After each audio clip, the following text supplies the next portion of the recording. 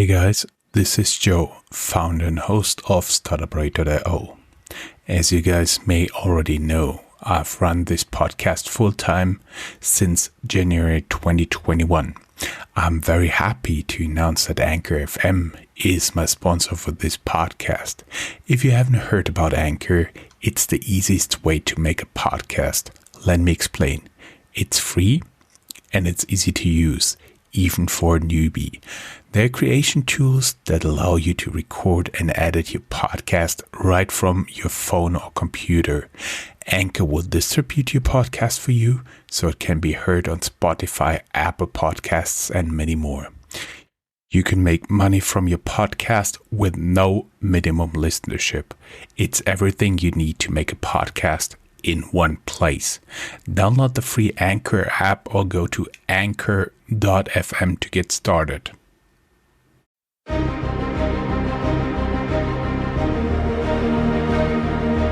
Welcome to Startuprad.io, your podcast and YouTube blog covering the German startup scene with news, interviews, and live events. Hello and welcome everybody. This is Joe from Startuprad.io, your startup podcast and YouTube blog from Germany.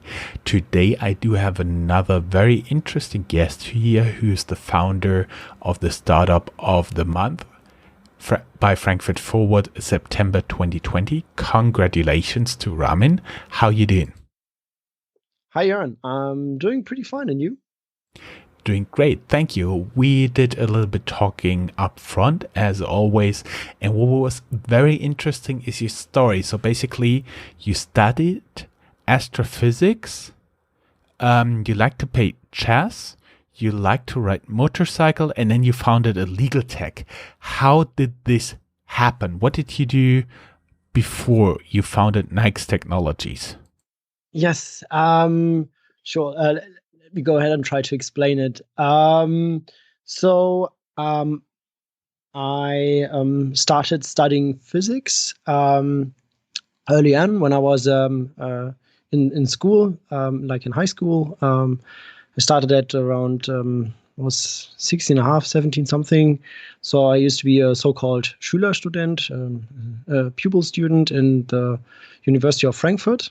And by the end of my school time, so when I was 19, I finished 3 semesters, and my so-called, in Germany we call it Nebenfach, Wahlfach, and that was astrophysics. So I did this early on, and during this time I had the opportunity to also look into other fields, and I was particularly interested in cognitive linguistics. So I was I took a look into some lectures and was pretty amazed by it. So by the study of language, and maybe I should mention that my mother, she used to be a scientist in that field. She studied German and Roman languages, and so I got in touch with linguistics quite early. But what was I really curious about is bringing different fields together, like the algorithms of mathematics into language. And I mean, that field already exists. It's nothing new. It's called computer linguistics. And in that particular field, there's like a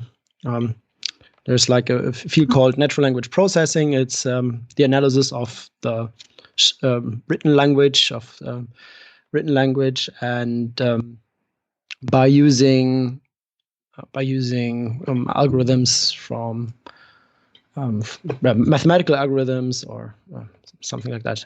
So that was what I was really curious about. And the thing with physics is, now I explain why from how do I get from physics to something like linguistics is it's pretty easy to explain, because like you said, I was interested in that field, astrophysics. It was my specialty. I was really always curious about that. And in astrophysics, there are multiple models brought together to explain the phenomena in the universe, like thermodynamics, mechanics, and so on. And so that's was mainly astrophysics, about bringing different models from different areas together and see if they could work. And that's what I tried to do for the language part, right? So I was pretty early trying to experiment, having some side projects to analyze language, trying to invent some algorithms on my own to analyze the written languages. And so I had some projects on my own, was doing it for most of the time. Nothing really worked out until I came across to meet some great guys, and they helped me actually taking it a little bit more serious, because they realized, okay, this one particular project is something you could maybe benefit from, and that was NAIX.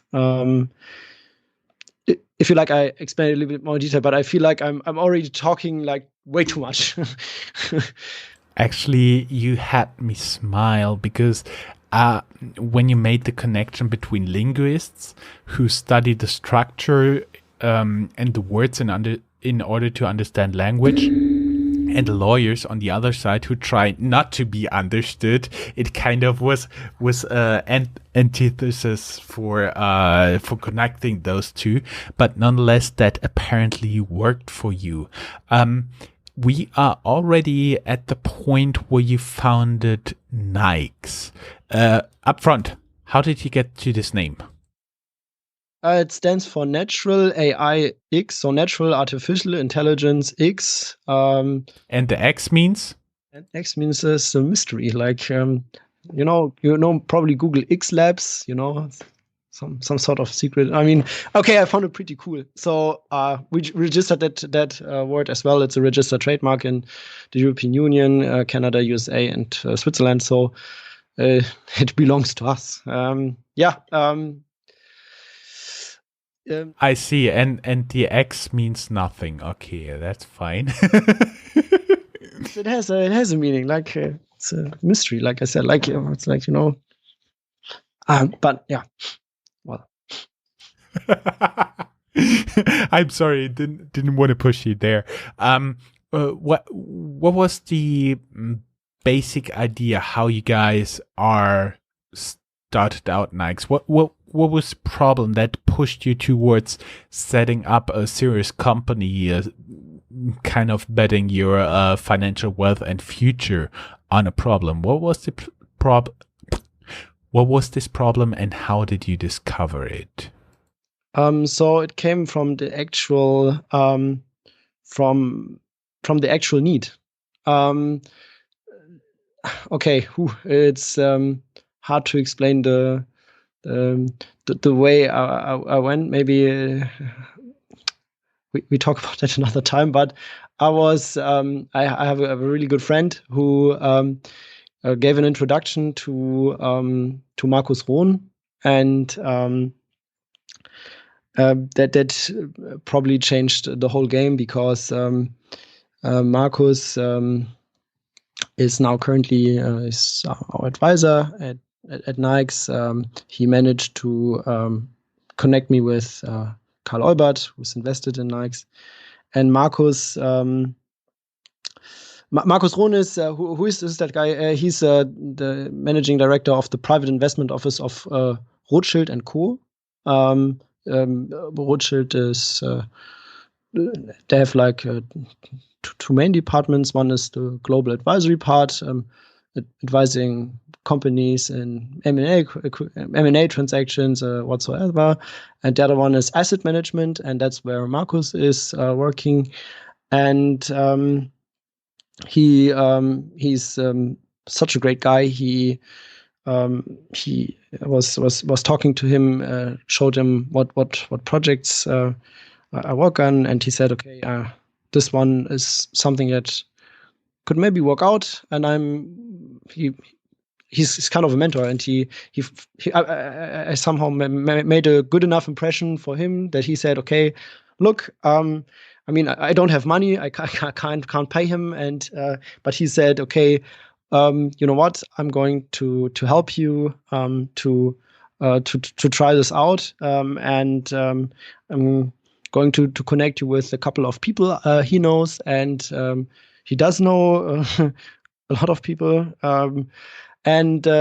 So he was kind of pushing this in the right direction, going into that legal direction, where the actual need for anonymization and pseudonymization is. And why would you need anonymization and pseudonymization for any document? That's a fairly good question, because you don't have the need, I don't have the need. So there is. Let's back off a little bit, but there's someone who has a need for this, right? Yes, that would be yes. There are law firms, consultant companies who are working in the field of mergers and acquisition, M&A, who have to redact documents during that transaction. When you want to sell a company, you have to erase all the personal identifiable information, like names and so on, because we have this data protection here, right? Not only in Germany, but also in Europe. In Germany, it's the DSGVO, Datenschutzgrundverordnung. In Europe, it's the GDPR. And they make it pretty expensive if you don't anonymize your contracts. Or another example, if you want to sell some loan portfolio, okay, you're a bank and you want to sell that maybe it's a non-performing loan, so it's a portfolio of loans that perform quite bad. You want to sell it. But there are a lot of consumer information there, right? So when you're going to sell that, the investor who's going to buy that portfolio is not allowed to see that, for example, you or myself have like a loan in that bank. They don't need the personal information. They just need the information, the size of the loan and whatsoever, and the payment details, but they don't need our names. So may I interrupt you here a little bit? So basically, there is a certain phase in an investment. It's usually called due diligence, where the investor checks all the data. So multiple investors will have a look into the loan documents in order to evaluate if they're real people, no fake loan whatsoever. Maybe even by anonymized data gauge the possibility of repayment of this loan. And that's basically the part where they have to see some of the documents, but they cannot see, for example, that I am one of the people whose loan is in there. So in this due diligence phase, they're checking all this data, and that's the point for which you guys are actually providing the anonymization of the documents, right? Exactly. That's one application, one use case. So a pretty good summary. That's part of the due diligence when you prepare the data room and prepare all the documents. There is this part where you have to anonymize one. Another application which is pretty cool, is okay, for us it's cool. Is when what's that word in English? Untersuchungsausschuss, when they have like when the German government is trying to investigate a certain case, they have to they get some information from, let's say, like the BND, Verfassungsschutz, and so on. But if those institutions provide the material, they have to anonymize that data as well due to data protection. So there's also the public sector, which has a high interest. Or that's an investigative committee which can be frequently seen in the US because they are live broadcasted there. Exactly. Okay, great. Yeah. Thank you very much. Then again, when you have where else? Of course, knowledge management, another field. When you have like a contract, you don't want to. You have one. You wrote one contract as a lawyer, and you want to use that for a different maybe case, or you want to use some patterns, use some blocks in that document. But due to Chinese walls, you're sometimes not even allowed to share that document within the same law firm, which makes knowledge management pretty hard. So even though some other colleague of yours, maybe from another city, from another location, worked on a similar case, and you would like to use some specific data in there, it's not that easy. You have to redact or even anonymize the contract and then share it. So makes knowledge management way easier if you have like an automated solution where you get your contract, you put it into your database, and then everyone has access to it. We may add, because not everybody here is from a corporate background, a Chinese wall is no physical wall you actually put up in a company. Don't get that wrong. It's a wall where on the one side, for example, one team in a bank is working with the buying side of a to buy a company, like for private equity company, and on the other side, another team, maybe somewhere else, is working on trying to sell the company, and they cannot share information. And this forbidding to share information of some kind, that is called a Chinese wall. I don't know why they call it Chinese wall, maybe because the Chinese wall is the longest in the world, but that's the name given to it.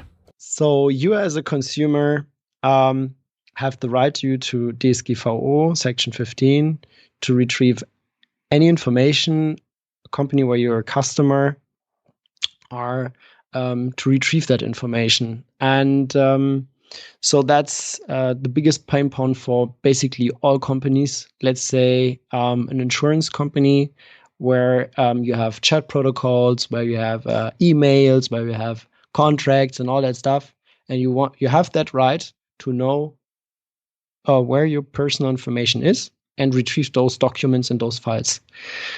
You can imagine if you have like an insurance company of millions of customers, that's a true nightmare. So if I go to my insurance company and say, I want to read off my emails and all the chat protocols, give that to me, they have to fulfill that. So in one case, they had like 10,000 of chat protocol pages that they have to redact.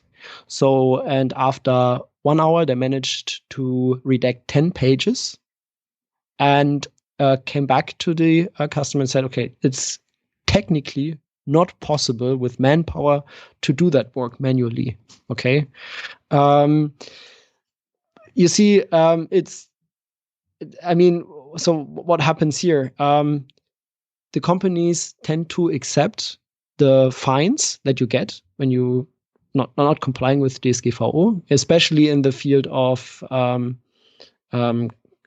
Kartellrecht. Antitrust law, yes. Here we go. Then the companies tend to say, okay, come on, we accept the fines because the fines aren't as high as the manual work we have to put in, right, to anonymize the data, which is kind of not how things should work, right? There should be the possibility, but until now, there's not. Now we're here. So law firms and consultant companies could use our tool to tackle that challenge in a technical way and benefit out of it. So on the one hand, their client on one side is happy because he doesn't have to pay the fines. Our client is happy because he has another option to generate revenues, and we are happy because we get a small cut from each page that is analyzed. One question from my professional background. So basically, when you're working with tools, software within a bank, you cannot say, oh, they'll work. We just put it live. Basically, you have to test it. And in order to test it for real, you have to use some type of test data. Usually the best is anonymized client data, so the people, the consultants or IT servicing companies or so on and so forth who don't belong to the bank have no right to see the client data. So you have to anonymize it again, and you want to have real data, the best or close to real data, to make sure your tool actually works and your software is not breaking down, especially for a bank. That would be horrible. So there are regulations in place. And my question would be, could you also do that with your tool? Sure. Yeah, that's what we are here as well. And I would go even further. If you want to train your models in NLP, right? You need some data, some contracts. But the law firms, they're definitely not giving you like client-based contracts, like some real life documents. They really don't do that.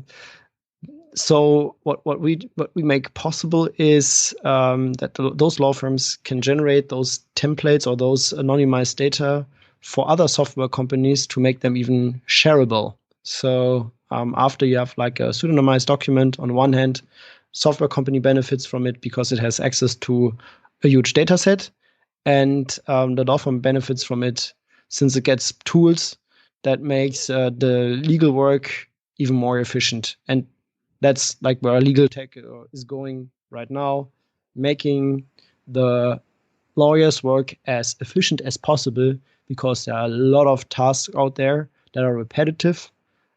Best example is anonymization. Nobody actually studied to look for names and addresses and whatsoever inside a document, redact it, and then upload it to the data room. It's really tedious, time-consuming, and annoying work. I mean, when you've been talking about that, I was personally thinking about the people with the 3-letter acronym agencies here or across the Atlantic. Actually, they also have to do a lot of redaction in everything they're doing. Would that be also a possible application of your tool? Definitely. Like, definitely, like I already mentioned, like the Bundesnachrichtendienst BND in Germany, who does that. Are they? I know, just between you and me and like 250,000 people who will listen to this, is the German version of the CIA, the Bundesnachrichtendienst, is it one of your clients? No. No, not at the moment. I mean, I did had a great talk with Brigitte Zypris.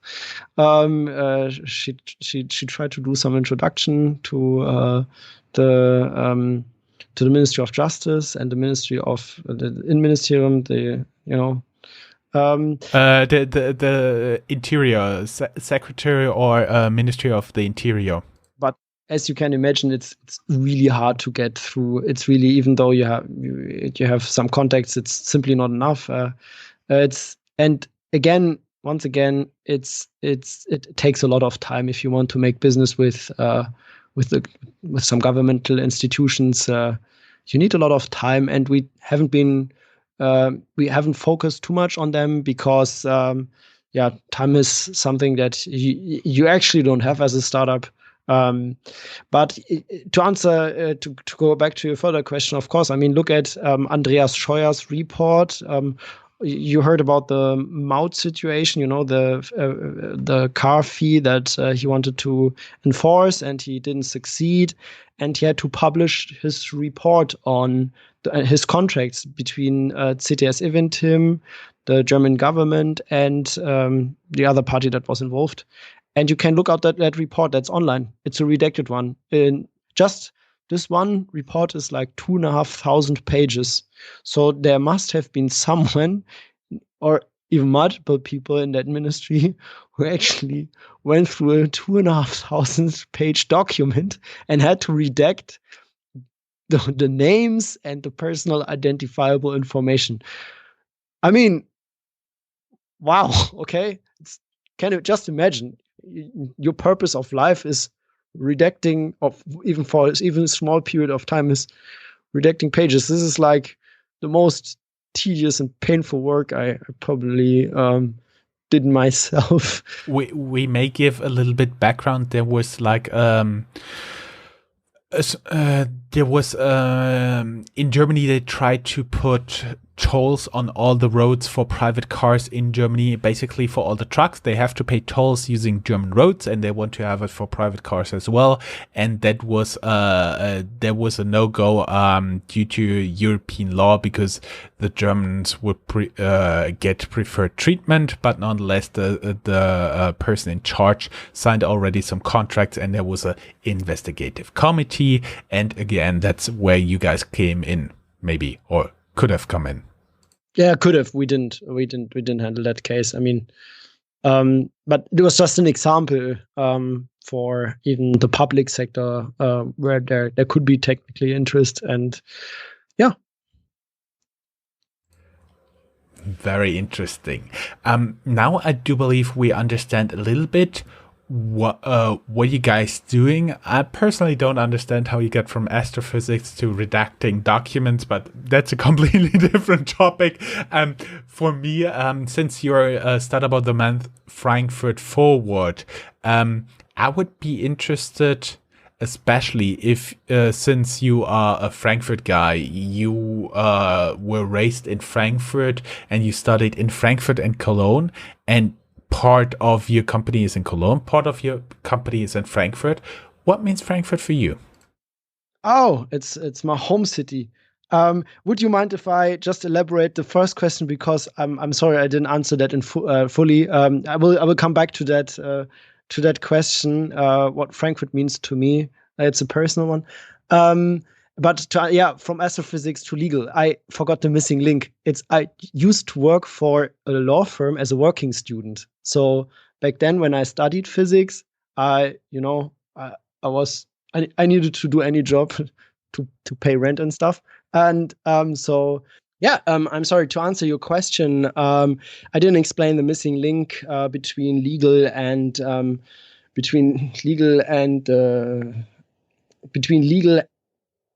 astrophysics exactly, or mathematics in general.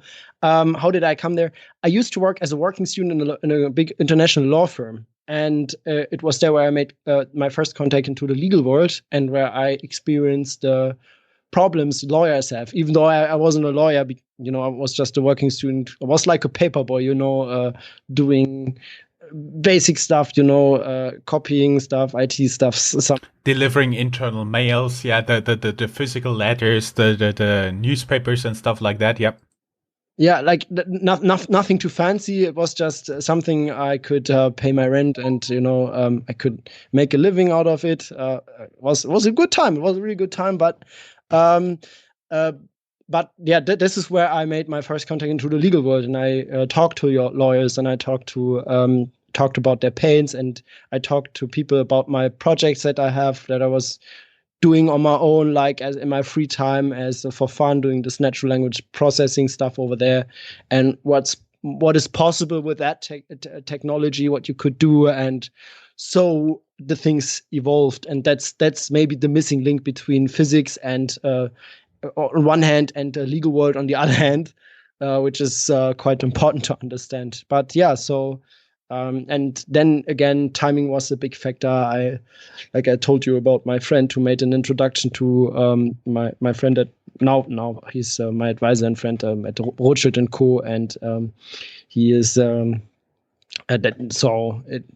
the things came together. I mean, I did try out a lot of stuff before, like most of the stuff failed. That's like typical for founders, that they did try out a lot of stuff, try to monetize a lot of stuff, but fail. And this is one stuff I actually curious, most curious about, because the legal world is it's a pretty close society, I would say. It's they mainly work in the background. You probably don't know the biggest law firms in the world, but they are advising the big companies in the world, right? Not only doing transactions, but doing their legal work. I mean, right now we are getting advised by one of those big law firms as well. We are advised by CMS, Hasche Sigle, when they equip program. So they have like a program to advising startups at a little bit reduced fee of what they usually take, and advising us in the legal fields. They're doing our contracts, and so I on one hand I have the law firms as my clients, and on the other hand we have a big law firm who which helps us to negotiate, to build those contracts, and we as a client on our side then get a feeling what is most important in the legal world, and it's not that writing a contract is the most crucial part, but the actual advisory part, the legal advisory, so the strategic advisory, the experiences with different cases in the different fields, regarding IT, regarding IP, regarding whatsoever, and that's where they have a high expertise, and that's what I'm also really willing to pay for, that they actually advising us in those particular areas. What I really do not like to pay for is like the standardized contracts. I mean, nobody likes to pay for them because everyone knows how it works. But it's more of the advisory part, taking a deeper look at what's the case here, what we're working on, and then writing some legal stuff around there. So yeah, that's that. And now finally we get to the point. What means Frankfurt for you? Since we discussed up front, you've been raised in Frankfurt. You studied in Frankfurt, then you also studied in Cologne, and now you have a company which is formally headquartered in Cologne, but you also do have a large presence here in Frankfurt. So what means Frankfurt for you? So yeah, wanted to go back to that question. Good question. So I was raised in Bergen-Enkheim. That's part of Frankfurt, and it's my home city. I grew up there, lived there for most of my time, for about 20, 21, 22 years. My parents still live there. A lot of friends are, or at least, the most important, many important friends live in Frankfurt. So I still have a connection. It's not only that there are the big international law firms, the investment banks are located there, but also my family and friends, which means a lot, obviously. I mean, Cologne and Frankfurt, they're closely connected. I can take the ICE. It takes about an hour to get there, which is pretty nice. Our office here in Cologne is closely located to the central station. And then again, in Frankfurt, we have that office, like you mentioned. We're located there in Reinvent Law. Reinvent Law is a co-working space, but also a network. So the members are primarily from the legal tech area, and they have a strong focus in connecting not only the members to each other, but also the members with huge companies. And so we are getting some leads from over there, and we are getting nice conversations over there, and we are quite flexible. If you want to work in the Cologne office or in the Frankfurt office, it actually doesn't matter. I mean, you can work from home as well. But yeah, that's that. Maybe I mean, we can talk about personal stuff as well. I really like to do that. You said in your material that your podcast is also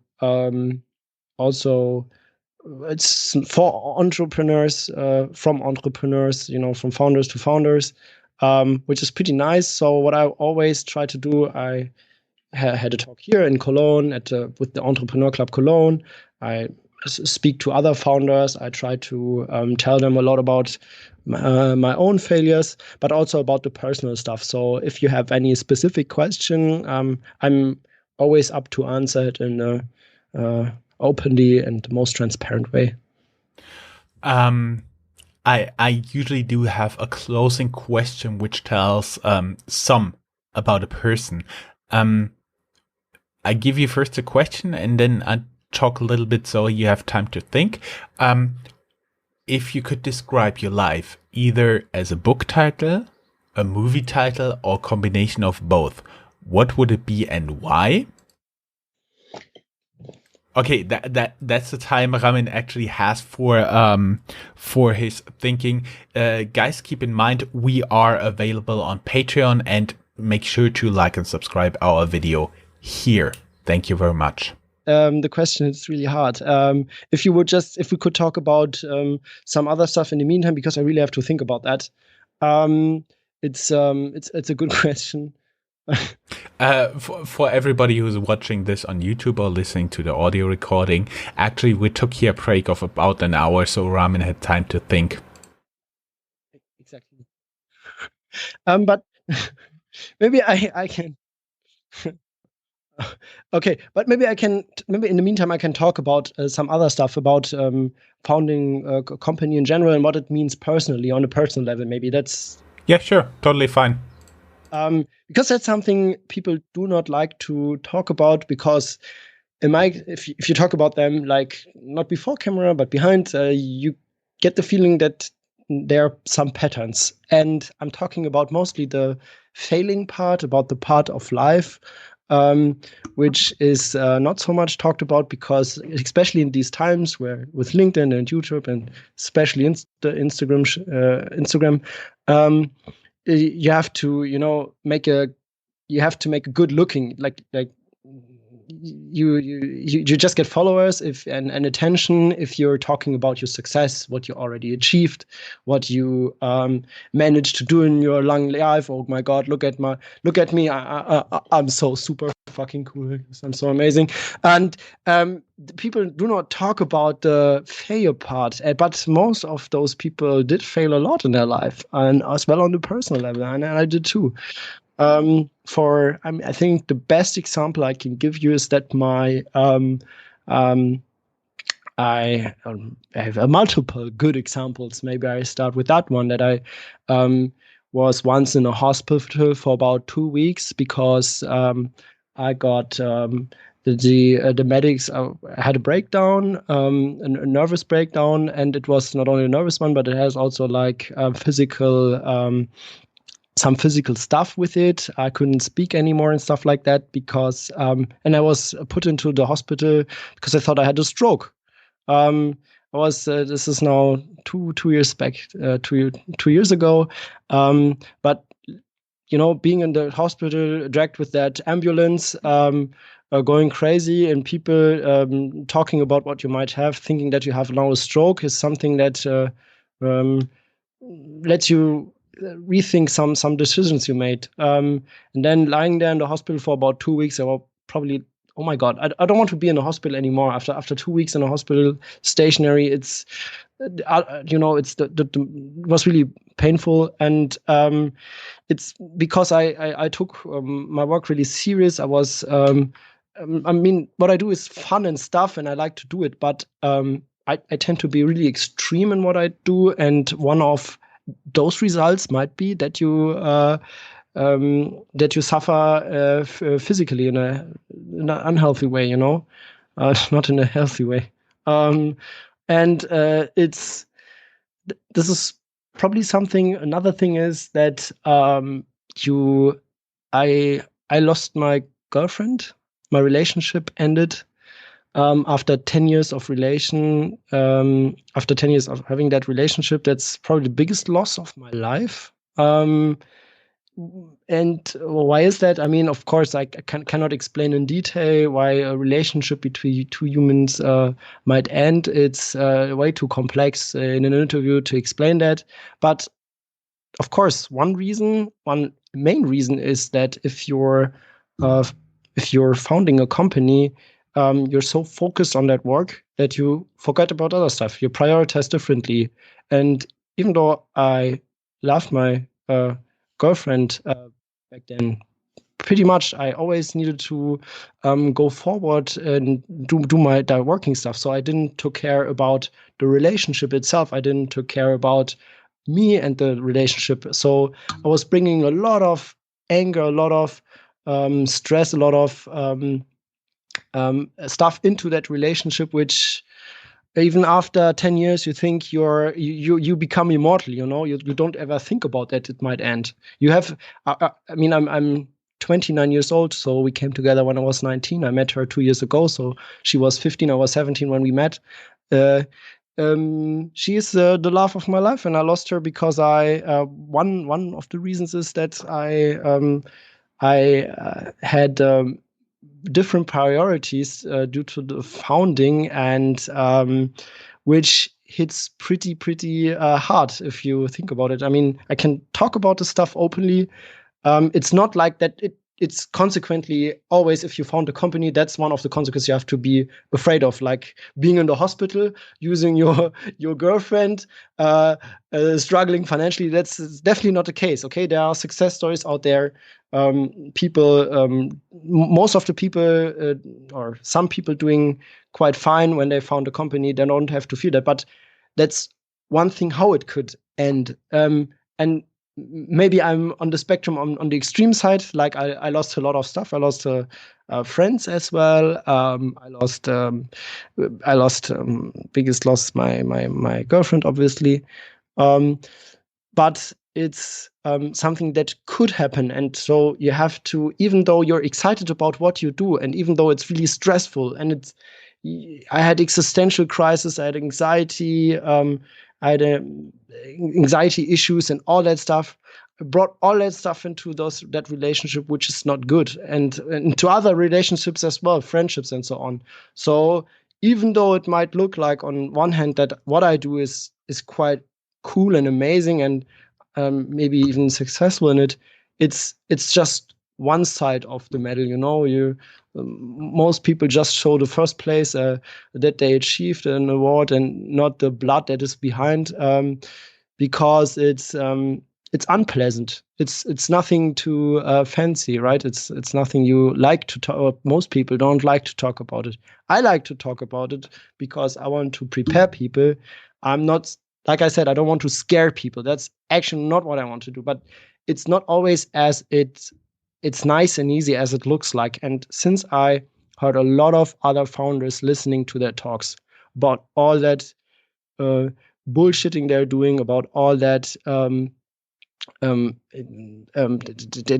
they're so excited about what to do that they just talk about the success, and they don't talk about the fails, as particularly the mischoices they made when they went into another contract with some contractor, about their personal life, about anything, which gives like a pretty bad, you get a false impression of what founding means.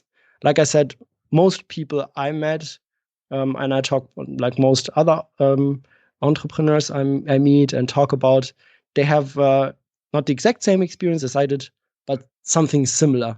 And that's what I always, if you have any question there, feel free to ask.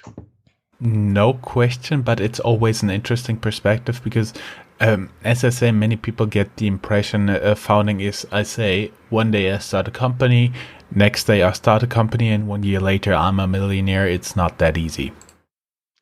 Yeah, I mean that's maybe too obvious, but even just surviving, founding a company and surviving is probably the one of the hardest things you could do.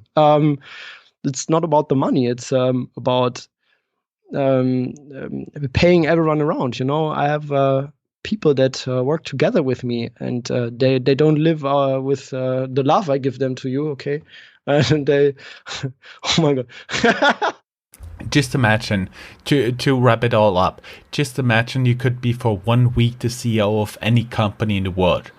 Which one would you choose and why? Which one would I choose?